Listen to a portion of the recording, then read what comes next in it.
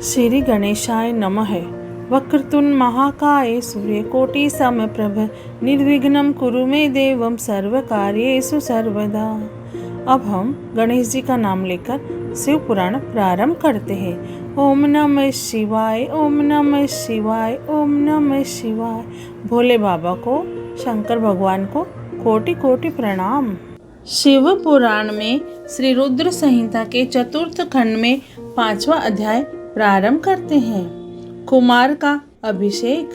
ब्रह्मा जी बोले, जब कार्तिकेय अपनी माताओं कृतिकाओं से आज्ञा लेकर भगवान शिव के पास जाने के लिए वहां से निकले तो द्वार पर देवताओं ने शिल्पी विश्वकर्मा द्वारा बनाया गया सुंदर रथ उनकी प्रतीक्षा कर रहा था। वह रथ दिव्य था और द्रुत गति से चलने वाला था। उस रथ को उनकी माता पार्वती ने उनके लिए भेजा था। उनके पार्षद उस रथ के पास खड़े हुए थे। कार्तिकेय दुखी मन से उस रथ पर चढ़ने लगे। तभी उनकी माताएं दौड़कर रोते हुए उनसे लिपट गई और कहने लगी कि पुत्र, हम तुम्हारे बिना क्या करें?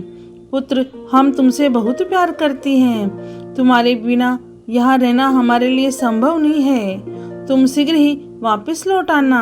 यह कहकर उन्होंने कार्तिकेय को हृदय से लगा लिया और भारी मन से कार्तिकेय को रोते रोते जाने की आज्ञा दी। तब कार्तिकेय ने कृतिकाओं को अध्यात्म ज्ञान प्रदान किया।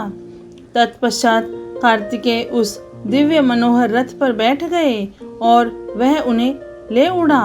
आकाशीय मार्ग से तीव्र गति से चलता हुआ वह रथ कैलाश पर्वत पर आकर रुका। तब शिवगणों ने भगवान शिव और माता पार्वती के पास जाकर कार्तिकेय के आगमन की शुभ सूचना उन्हें दी। उनके आगमन के बारे में सुनकर भगवान शिव और देवी पार्वती बहुत प्रसन्न हुए। तत्पश्चात भगवान शिव मुझे, विष्णु जी, देवी पार्वती और अन्य देवताओं को साथ लेकर उस स्थान पर पहुँचे जहाँ कार्तिकेय का रथ रुका हुआ था। सबके मन में गंगा जी से उत्पन्न उस बालक को देखने की बड़ी इच्छा थी।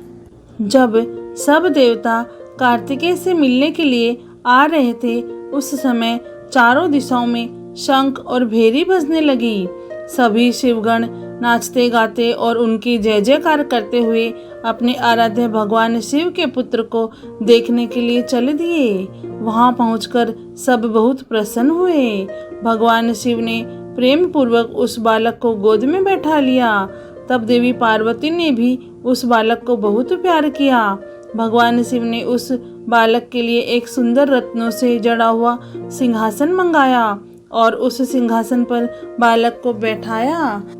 तत्पश्चात भगवान शिव ने सब तीर्थ स्थानों से मंगाए गए जल को वेद मंत्रों से पवित्र करके उससे बालक को स्नान कराया।